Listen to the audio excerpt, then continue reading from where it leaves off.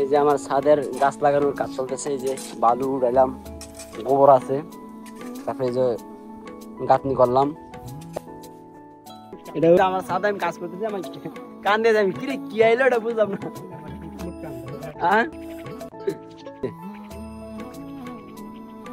কারণ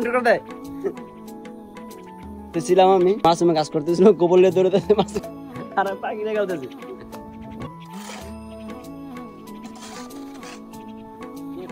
মাসুমে ফেলে না ইয়া চিনে ফেলে, আমার কান্দে। আমি কাম করতেছি, তারপর আমার কাছে মাসুমে কাম করে, মাসুমে যায় না, প্রত্যেক কাম করে দেখে তার কাছে যায়।